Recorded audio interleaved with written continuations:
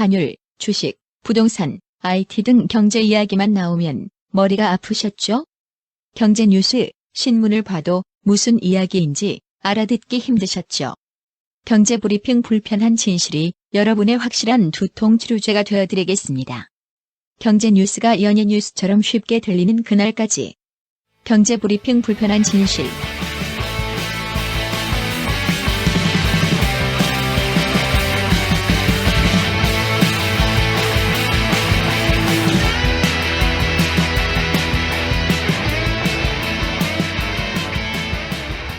경제브리핑 불편한 진실 74회 시작하겠습니다. 제가 어제 저녁 좀 늦게 집에 들어가 봤더니 우리 초등학교 다니는 아들 책상에 귀여운 소녀의 사진이 하나 걸려 있었어요.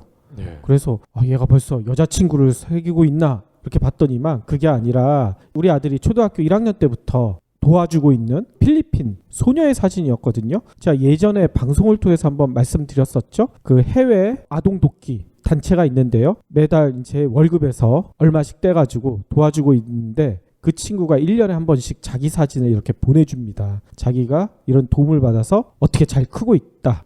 근데 사진을 보니까 필리핀 꼬마애가 우리 아들이랑 똑같이 초등학교 4학년인데 너무 귀엽게 생겼어요. 네. 아무튼 그래서 기분이 좋았는데 요즘 주변에 보면 이런 기부를 좀 꺼려 한다는 얘기가 있어요. 이게 뭔 얘기냐면 아까 말씀드렸듯이 저처럼 보통 월급에서 떼서 기부를 하는데 다른 사람을 돕기 위한 그런 목적성을 가지고 하시는 분들도 많지만 일부는 그런 게 있잖아요. 연말 정산에 도움이 되지 않을까 해서 기부를 하시는 분들이 생각보다 많거든요. 네, 맞습니다. 예. 근데 작년에 기부금에 대한 세금 혜택을 줄이는 세제 개편안을 시행을 했죠.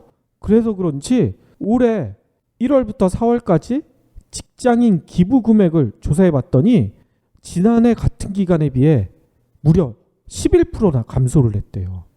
참 큰일 났어요. 세제 혜택이 줄은 게 맞군요. 그렇죠. 세제 혜택이 줄으니까 기부도 안 하는 거야. 물론 경기가 작년보다 워낙 안 좋으니까 일단 내가 먹고 살 것도 없기 때문에 남 도와줄 여력이 없다 해서 기부를 줄이는 사람들도 있지만 이 세제 혜택도 주니까 그럼 세제 혜택 없는데 기부 못하러 해? 이렇게 생각하시는 분들도 없지 않아 있을 것 같다는 생각이 들어요. 그렇죠. 그래서 저희가 최근에 발견한 놀라운 사이트 하나를 저희 애청자분들한테 소개를 해드리고 싶은데요. 뭐냐면 방금 제가 얘기했던 대로 월급에서 자기 돈을 떼서 기부하는 게 아니라 시간만 투자하면 자기가 돕고 싶은 데를 도울 수 있는 사이트가 있어요. 본인 돈이 전혀 안 들죠. 그러니까요. 네. 자기 돈이 전혀 안 들고 시간만 투자하면 특히 운 좋으면 득템의 기회까지 이런 사이트가 있는데 회사명은 힘내요고 사이트 이름은 위시플렉스. 인터넷에 검색을 해보시면 바로 나옵니다. 여러분들이 이 사이트에 접속해 보시면요. 나만의 위시, 모두의 위시 이렇게 카테고리가 두 개로 나눠져 있거든요. 일단 간단히 설명드리면 나만의 위시에는 각 업체에서 내놓은 신상들이 들어 있습니다. IT 가전제품으로부터 해가지고 생활용품까지 다양한 신상들에 대한 소개가 들어있는데 이 소개가 들어있는 이유가 여기 있는 것 중에 진짜 갖고 싶은 것들 10가지를 나만의 장바구니에 담으시면 기부할 수 있는 500원이 생겨요. 그렇죠. 근데 그 500원은 현금으로 빼낼 수 있는 게 아니라 아까 말씀드렸던 모두의 위시에 올라와 있는 프로젝트 중에 이 프로젝트 내가 돕고 싶다. 여기에 500원을 기부할 수가 있게 돼 있습니다. 기부를 안 한다고 해서 그 돈이 내 돈이 되는 건 아니에요. 그러니까요. 그 돈은 기부할 때만 쓸 수 있는 일종의 기부 머니라고 봐야 되겠죠. 그렇죠. 그렇기 때문에 아까 처음 설명드린 대로 내 돈을 들이지 않고도 내가 갖고 싶은 상품만 10가지를 클릭을 하면 500원 기부할 수 있는 게 매주 한 번씩 생기거든요. 그렇죠. 그러니까 매주 한 번씩 500원을 자기가 원하는 곳에 기부를 할 수가 있고요. 여기에 올라가 있는 기부를 할 수 있는 프로젝트를 좀 살펴보면요. 유기견 돕는 기부 사이트도 있고 또 자폐 아동 돕는 기부 사이트도 있습니다. 특히 저희 경제브리핑을 돕는 기부 사이트도 있어요. 그렇죠. 저희가 팟빵에 물론 이제 팟 후원하기가 있어요. 그런데 이게 내 돈을 부담을 해야 되는 측면이 있습니다. 그래서 저희 경제브리핑 불편한 진실 애청자분들도 후원은 하고는 싶은데 일단 내 돈이 들고, 그리고 이게 절차가 의외로 복잡해요. 그렇죠. 예. 저희 팟빵에서 팟사는 것조차도 액티브 X까지 깔아야 되고 너무 복잡한데요. 그렇게 하지 마시고요. 매주 한 번씩 아까 말씀드렸던 위시플렉스 사이트에 들어가셔가지고 상품을 10개 선택하시고 거기에 생긴 500원을 가지고 저희 쪽에 도와주시면 저희는 더욱 좋은 방송을 만들기 위해 그 돈을 쓸 테고요. 여러분들이 여러 번 지적하셨던 음질 개선 사업에 적극 활용하도록 하겠습니다. 저희가 방송을 진행을 하다 보니 청취자분들도 굉장히 좋아해 주시고 저희도 재미있고, 그러니 이 방송을 더 오래 해야겠다 이런 생각이 들더라고요. 더 오래 하기 위해서는 그래도 여러분의 도움이 필요한 게 사실이거든요. 그렇죠. 그리고 아까 얘기 드렸던 10개의 상품을 선택하시잖아요. 그거를 추첨을 합니다. 1등이 되면 그 10개의 상품을 10% 가격에 살 수가 있어요. 예를 들어 100만 원대 노트북이면 10만 원에 살 수 있는 그런 기회가 생기거든요. 근데 1등 당첨 확률이 2만 분의 1이라고 합니다. 로또에 비하면 엄청 높은 거예요. 그렇죠. 200분의 1이네요. 그러니까요. 그렇기 때문에 경제브리핑을 비롯해서 여러 가지 유용한 프로젝트, 사회에 도움되는 프로젝트들 도와주시고요. 또 운이 좋으면 득템의 기회가 생길 수도 있으니까요. 여러분들 위시플렉스도 좀 많이 이용해 주시길 바라겠습니다. 이 모든 게 돈이 전혀 들지 않는다는 놀라운 사실. 경제브리핑 불편한 진실은 위시플렉스와 함께합니다.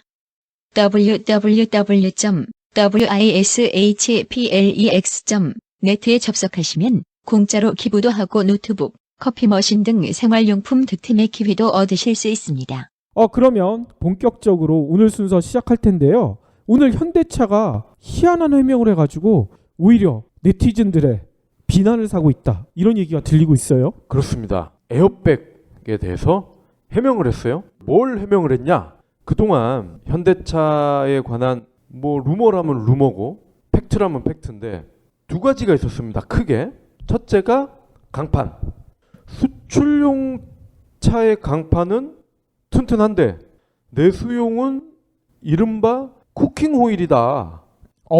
그냥 찌그러진다 너무 얘기죠. 종이처럼 잘 찌그러지는 걸 쓴다.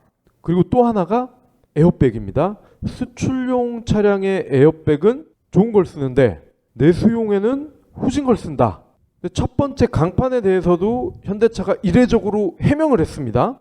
그리고 오늘 또 이례적으로 에어백에 대해서도 해명을 했어요. 아니, 해명을 했는데 왜 네티즌들은 이렇게 분노를 하고 있어요? 욕을 먹을 수밖에 없는 해명을 했기 때문인데요.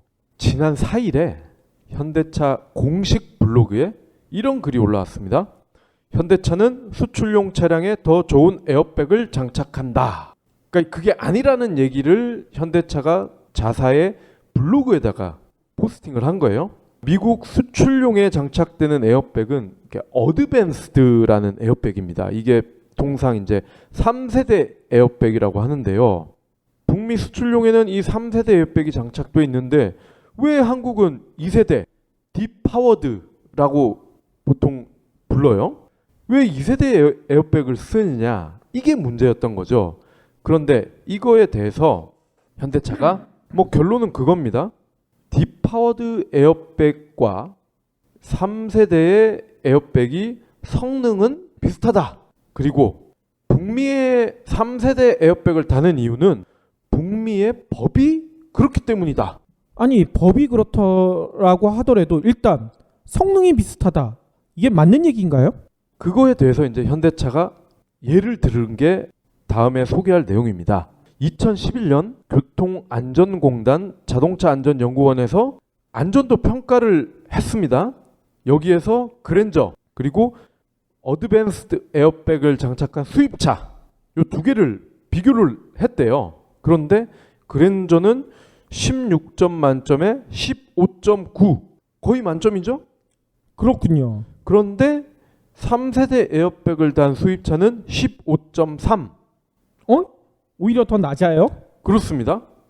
이거를 근거로 들었어요, 현대차가. 그러면서 특정 에어백이 탑재된 차량의 승객이 더 안전하다라고 단정 짓기는 어렵다라고 주장을 했습니다.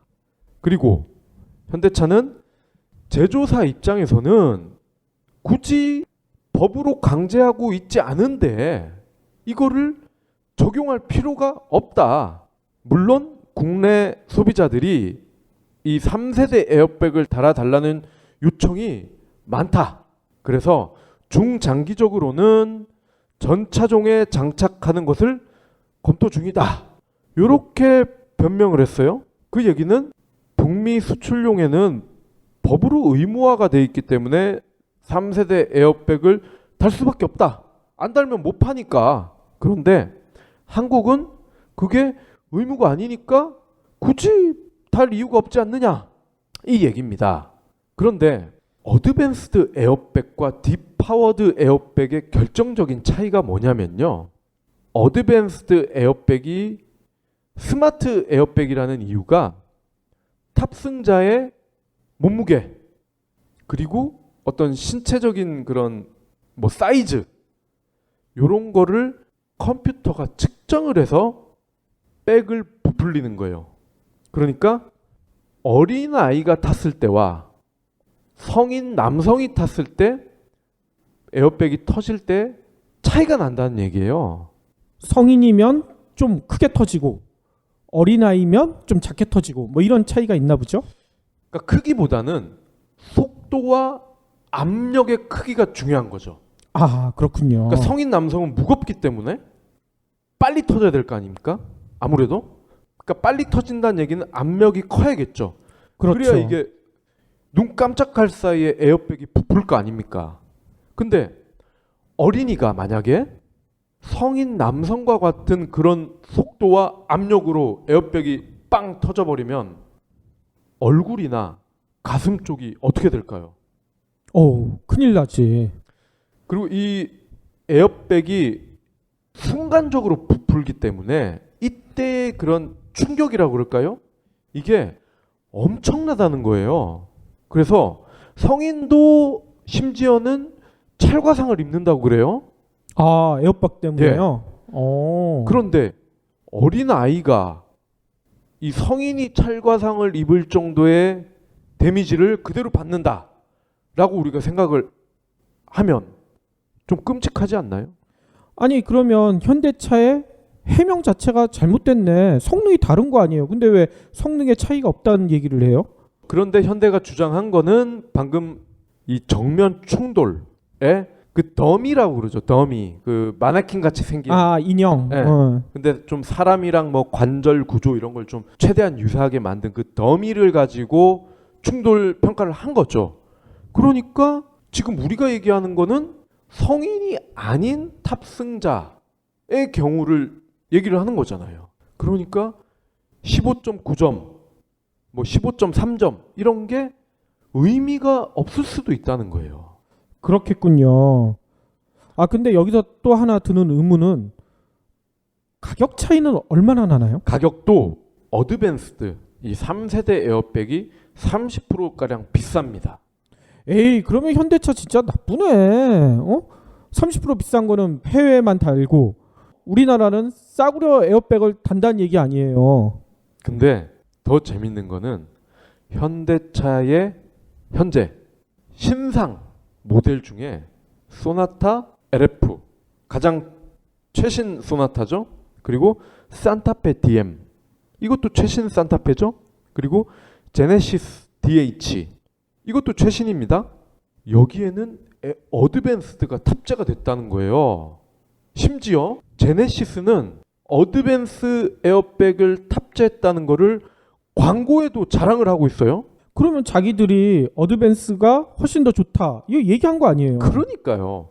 안전에도 큰 차이가 없고 가격도 비싼 어드밴스를 달았다는 거를 굳이 광고는 왜 했을까요?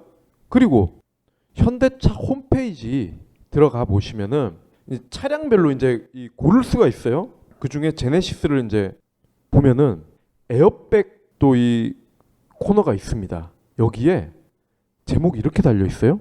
9개의 첨단 에어백 시스템. 그리고 괄호 열고 어드밴스드 에어백 포함. 이게 뭔 얘기야? 그러니까 이게 말이 다르잖아. 자기 스스로도 어드밴스드가 첨단이라고 글까지 써놓고서 지금 자랑을 하고 있잖아요. 그러면서 성능이 똑같다는 얘기는 뭔 얘기야? 이거 어떻게 우리가 해석을 해야 됩니까? 오늘 나온 기사들 중에서 댓글이 가장 많았던 게 생닭 1,500원, 치킨은 2만 원. 뭐 이런 기사예요. 그렇죠. 며칠 전부터 이게 화제가 됐었었죠. 댓글이 많을 수밖에 없겠죠.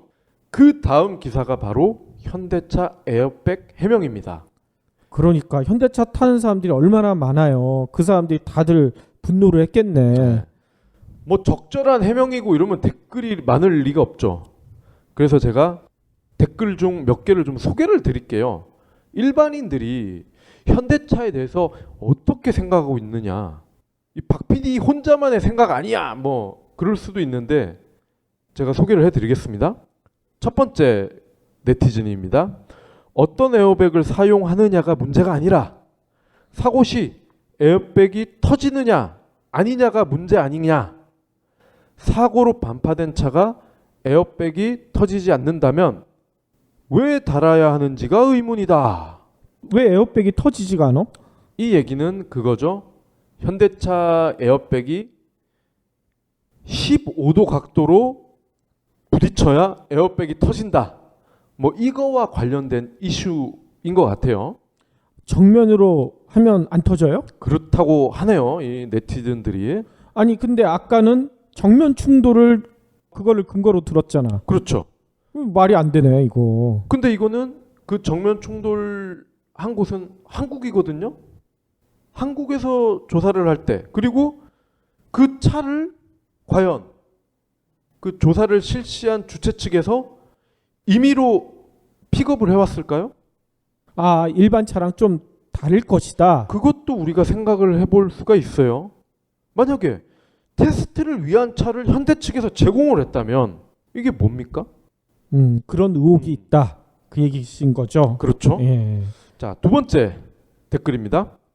평상시에는 수출용 차와 내수용 차가 똑같다고 주장하다가 미국에서 리콜 문제가 생겨서 미국 소비자들이 문제를 제기하면 이거를 허용을 해요. 받아들여요. 그래서 다시 이거를 한국 소비자들이 문제를 제기하면 수출용과 내수용은 다르기 때문에 리콜 대상이 아니다라고 말하는 현대차의 클래스. 그렇군요. 아 그러면은 현대차 같은 경우에는 미국에서는 리콜을 해주고 국내에서는 리콜을 안 하는 경우들이 많다는 얘기네요. 그렇죠.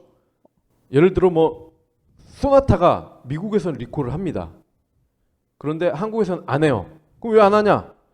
아 북미 소나타는 한국에서 당신들이 얘기하는 것과는 뭐 옵션이든 이런 게 조금씩 다르다. 다른 차종이다. 뭐 이런 거죠. 하하. 자, 세 번째. 비겁한 변명. 가격이 싸니까 내수용에 다는 거잖아. 수입차로 갈아탑시다. 비겁한 변명이라는 얘기입니다. 네 번째. 그럼 관세도 없는 국내에서 가격은 더 비싸게 팔면서 보증 기간은 왜 더 짧을까? 자국인은 미국인과 다르기 때문인가? 실제로 미국에서는 현대차의 적지 않은 모델이 10년 16만 킬로까지 개런티가 됩니다. 10년? 아니 그러면은 내 트라제도 미국에서 샀으면 아직도 그렇죠. 보증 기간이란 얘기네. 제가 아반떼 끌 때 2년 4만 킬로였거든요. 이 몇 배예요 이게? 너무하는군요. 5배 아닙니까? 양키는 10년이고 우리 백의의 민족은 2년이다. 뭐 이런 거죠. 왜 그런지 모르겠어요. 자 마지막으로 미국 친척집을 방문했는데 제네시스 3.8을 32,000달러에 샀더라.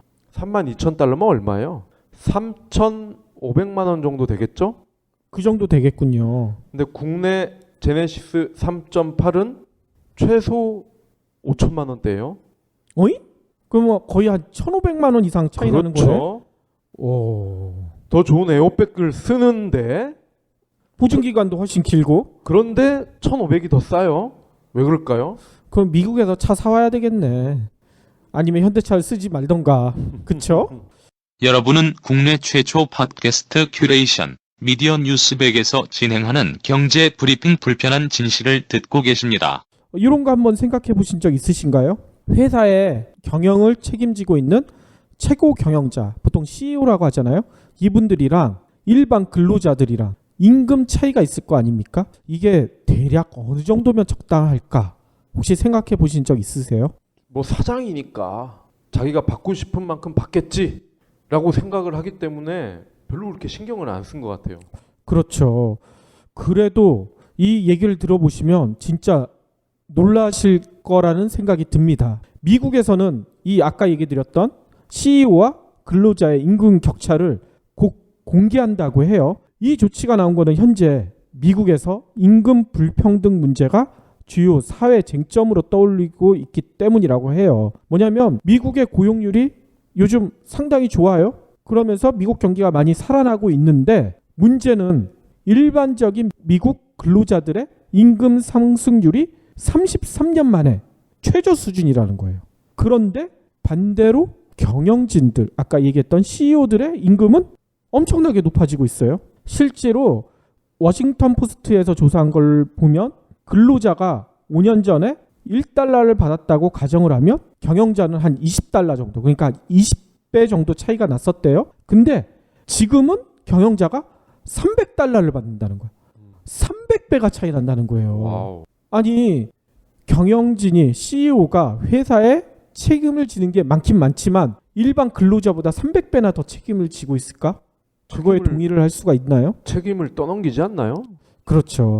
미국 경제정책연구소에서도 조사한 결과를 살펴보면 1965년만 해도 미국 CEO들의 평균 연봉이 83만 2천 달러 정도 됐대요. 그 당시 일반 직원들의 평균 연봉이 한 4만 달러 정도였으니까 아까 얘기대로 한 20배 정도 차이가 났어요. 근데 49년이 지난 현재 CEO들의 평균 연봉은 무려 1631만 달러. 이게 도대체 얼마야? 우리나라 돈으로 한 170억? 예. 그 가까이 되는 거 아니에요? 그래서 CEO들의 평균 연봉은 49년 동안 1860배가 뛰었대요. 숫자가 186배도 아니고 1000이 넘어가.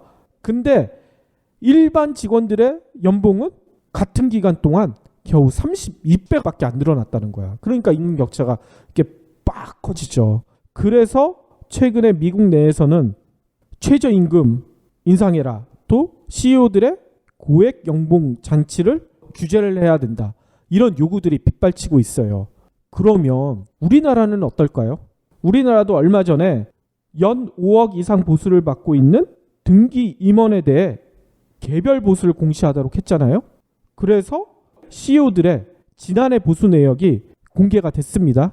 일단 아까 얘기 드렸던 현대차를 이끌고 있는 정몽구 회장은 지난해 215억 7천만 원을 받아서 지난해 공개했던 임원들 중에 최고 보수를 챙겼대요. 그리고 김승현 환하회장도 178억 9천만 원. 그리고 전문 경영인 중에서는 삼성전자의 신종균 사장이 145억 여원을 받았대요. 근데 여기는 등기로 등재된 임원들만 공개됐고 대기업 총수 일가의 보수는 공개가 안 됐으니까 미국처럼 직접적인 비교가 좀 불가능하긴 하지만 그래도 우리나라 CEO와 일반 직원들의 연봉 격차가 엄청나요. 일단 삼성전자의 신종균 회장 사례를 보면 삼성전자의 일반 직원들의 평균 연봉이 한 1억 200만 원 정도 된다고 합니다. 그러니까 격차가 143배에 달해요. 특히 1위를 차지했던 정몽구 회장은 무려 248배, 거의 300배에 육박하는 거야. 미국보다는 심하지 않지만 일본이나 유럽 기업 같은 경우에는 이 CEO랑 일반 직원의 연봉 격차가 대략 한 20배에서 50배 정도 난다고 합니다. 이거에 비하면 우리나라가 한 2배 이상 높은 것 같아요. 근데 더 큰 문제는 제가 이런 생각이 들더라고요. 이 내용을 보면서 현재 우리나라의 가장 심각한 문제인 청년 취업난 있잖아요. 이것도 이 같은 임금 불평등 심화 때문에 발생하고 있지 않는가 이런 생각이 들거든요. 뭔 얘기냐면 오늘 새정치민주연합의 정세균 의원이 자료를 하나 발표를 했어요. 근데 거기서 보면 대기업에 근무하고 있는 청년층 비중이 10년 전에 비해 7.5%나 감소했대요. 그래서 22.7%에 불과한다는 거예요. 말하자면 대기업에 근무하고 있는 사람들 중에 10명 중 2명만 청년이고 나머지는 다 30대 이상이라는 거야. 그러면서 이게 개선될 가능성이 거의 없다는 거예요. 뭐냐면 대기업들이 요즘은 신입 안 뽑고 대부분 경력직들을 많이 채용하잖아요. 그렇기 때문에 2013년 12월 기준 청년층 대기업 근로자가 전년 대비 1,650명이 줄었대요. 그리고 지난해에는 6,830명이 살짝 늘어났지만 올해는 늘어난 숫자가 867명밖에 안 된대요. 그러니까 대기업에서 청년 고용이 거의 이루어지지 않는다고 얘기할 수가 있고, 이거는 얼마 전에 한번 얘기 드렸잖아요. 앞에서 뽑고 뒤로 내보낸다고. 그 얘기랑 거의 비슷한 얘기가 되는 거죠. 이거랑 연결시켜 보면 저는 이런 생각이 들더라고요. 정몽구 회장이 작년에 받았던 215억 중에 반만 양보를 하는 거야. 응? 그러면 얼마가 됩니까? 이게 거의 100억이 넘는 돈이잖아요. 예. 이 돈을 현대차에 청년 고용에 쓴다면 몇 명을 고용할 수 있을까? 거의 한 150명 이상은 고용할 수 있지 않겠어요? 저는 그리고 뭐 이건희도 그렇고 이재용도 그렇고 정몽구도 그렇고 왜 자기네들 연봉을 이렇게 100억씩 받는지 이해를 못 하겠어요. 그러니까 아니 이미 지금 10조에 가까운 돈을 가지고 있는 사람들이 어떻게 보면 진짜 무시해도 될 만한 돈인데 이거를 왜 그렇게 챙겨가는지 모르겠고, 그리고 회장이나 등기 이사 정도 되면은 그에 따르는 각종 수당이나 뭐 유지비나 이런 게 다 나오거든요, 회사에서. 그렇죠. 근데 왜 또 추가로 그 돈을 받는지 참 이해가 안 되고, 미국 같은 경우는 1달러 연봉을 받는 오너나 CEO가 많지 않습니까? 그렇죠. 우리나라는 없잖아. 1달러 연봉. 네. 아무튼 방금 박 PD가 얘기하신 대로 얼마 전에 외신을 통해서 좀 화제가 됐던 미국 CEO가 있습니다. 뭐냐면 미국 시애틀에서 신용카드 결제 시스템 기업인 그래비티 페이먼트란 회사가 있어요. 거기 CEO인 댄 프라이스가 자신의 연봉을 스스로 90%를 삭감했어요. 저는 아까 정몽구 회장한테 50% 삭감하라고 했는데 이 아저씨는 스스로 90%를 삭감하고, 그 이유가 뭐냐면 대신 앞으로 3년 동안 회사 전 직원한테 연봉을 최소 7만 달러 이상을 주기 위해서. 그러니까 7만 달러니까 우리나라 돈으로 한 7,600만 원 정도 되잖아요. 예. 원래 이 회사의 평균 연봉도 좀 높았더라고요. 4만 8천 달러였는데 46%를 올려주기 위해서 CEO가 스스로 나서 자기 연봉을 90%를 깎아버린 거야. 그러면서 도대체 왜 그런 결정을 했어요? CNN 머니라고 있잖아요. 거기서 가서 인터뷰를 했네. 그랬더니 이 CEO가 뭐라고 했냐면 연간 4만 달러를 버는 친구가 월세나 학자금 대출 빚 때문에 너무 괴로워하는 걸 보고 순간적으로 4만 달러 연봉이면 살기가 힘들구나. 그러면 연봉을 올려줘야 되겠다. 이렇게 구상을 했다고 얘기를 했어요. 그러면서 똑똑하고 성실하고 일도 잘하는 사람은 중산층의 삶을 살 수 있어야 한다고 생각했다고 인터뷰를 통해서 강조를 했대요. 너무 멋있지 않아요? 그런데 우리나라는 똑똑하고 성실하고 일도 잘하는 사람이 최하층의 삶을 살고 있는 거죠. 그러니까. 그러면서 더 멋진 말은 뭐냐면 이 CEO가 자신의 목표는 2, 3년 내에 현재와 같은 수익을 내고 또 고용도 늘리는 것이다. 그때까지 내 월급은 절대 올리지 않겠다. 90% 깎은 월급 그대로 유지하겠다. 이렇게 얘기를 했어요. 이렇게 대단한 분이 도대체 사업을 어떻게 유지해 왔나 봤더니만 이 회사 자체는 이분이 19살에 만든 회사라고 해요. 2004년에 설립해서 12년째 운영하고 있고 현재 연간 한 200만 달러, 그러니까 우리나라 돈으로 한 22억 정도의 수익을 내고 있다고 합니다. 제가 보기에는 몇 년 내에 22억 원이 아니라 220억 원 이상의 수익을 올릴 것 같아. 직원들의 애사심이 너무 높아져가지고. 이렇게 어린 나이에 자수성가를 했는데 정몽구 회장도 못하는 일을 하고 있네요. 그러니까요. 정몽구 회장은 나이만 드셨나? 미국도 기업들이 반대를 해도 결국은 임금 격차 공개를 단행을 했잖아요.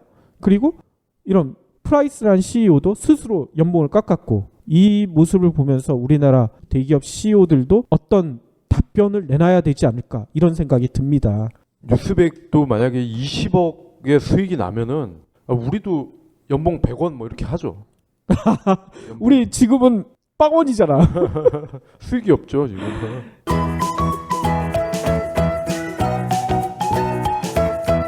저희가 보통 방송을 한 2시에서 3시 정도에 시작을 하잖아요. 그래서 오전에 나온 여러 가지 경제 관련된 뉴스를 가지고 방송을 하는데, 오늘 가장 관심 있는 기사 중에 하나가 아마 현대차 아까 말씀드렸던 얘기 이외에 또 세제 개편안 이걸 것 같다는 생각이 듭니다. 근데 정부가 세제 개편안을 너무 늦게 발표를 했어. 그래서 이걸 분석할 시간이 없었어요. 그래서 세제 개편안에 대해서 좀 자세히 설명을 드리고 싶었지만 저희가 분석할 시간이 없었으니까 뭐 간략하게 눈에 띄는 것만 좀 소개를 해드릴까 합니다. 일단 오늘 정부가 발표한 세제 개편안 보니까 만능 계좌라고 ISA를 도입한다고 해요. 그리고 체크카드와 현금 영수증 사용분에 대해서 소득공제율을 30에서 50% 인상하고, 또 눈에 띄는 거는 가구, 카메라, 시계, 가방, 귀금속 등 사치품으로 분류되는 고가품에 대해서 개별 소비세 부과 기준을 올리겠다고 합니다. 그러니까 예전에는 200만 원 이상이면 세금을 내야 됐는데 이제 500만 원 이상이 돼야 세금을 내고, 500만 원 이하면 뭐 카메라든 가방이든 세금을 안 내는 거예요. 그리고 환차익에 대해서도 비과세하는 해외 주식 투자 전용 펀드를 도입한다고 합니다. 근데 오늘 세제 개편안에서 가장 눈길을 끄는 거는 뭐냐면 청년 고용 증대 세제 뭐 이런 걸 도입을 했대요. 이게 뭔 내용인지 좀 봤더니만 이런 내용을 담고 있어요. 이제 청년 취업난이 너무 심각하니까 청년 정규직 근로자를 추가로 채용한 중소기업한테는 한 명당 500만 원의 세금을 공제해주고, 대기업한테는 250만 원의 세금을 공제해준다. 이게 골자예요. 그래서 정부는 이 제도를 통해 연간 3만 5천 명의 구직자가 혜택을 누릴 수 있을 것이다. 이렇게 전망을 했고요. 그래서 정부가 매년 제공하는 세제 혜택이 한 1,200억 원 정도 될 것이다. 그리고 청년 고용 증대 세제는 2017년 말까지 한시적으로 적용을 하고 당장 올해부터 시작한다. 뭐 이렇게 얘기를 했어요. 근데 이 정부가 내놓은 이런 전망이 과연 가능한가? 좀 살펴봤어요. 일단 3만 5천 명의 구직자가 혜택을 누린다는 거는 3만 5천 명의 일자리가 생긴다는 얘기 아니겠어요? 근데 요즘 기업들이 신규 채용을 꺼리는 이유가 뭔지를 좀 살펴보면 이게 헛기대라는 얘기가 나올 수밖에 없어요. 어느 기업에 가서 인사 담당자들한테 왜 신규 채용 안 해요 물어보면 경기가 이렇게 나쁜데 사람을 왜 뽑냐? 이 얘기를 먼저 내놓잖아. 단지 세금 한두 푼 깎아준다고, 그것도 한시적으로 깎아준다고 신규 채용할 만한 기업이 얼마나 될 것인가? 이걸 생각해 보면 이 3만 5천 개 과연 가능한가? 좀 의문이 들지 않겠습니까? 그렇죠. 지금 뭐 중기가 500만 원 혜택을 본다고 했잖아요. 그렇죠. 그런데 아무리 이제 뭐 대졸 신입이라고 해도 초봉 뭐 3천 내외로 줘야 되지 않겠어요? 그렇죠. 그러면 500만 원 빼면 2,500 내외잖아요. 그럼 그건 어쩌라고? 그리고 4대 연금, 보험까지 하면 거의 곱하기 2를 한다고 하잖아요.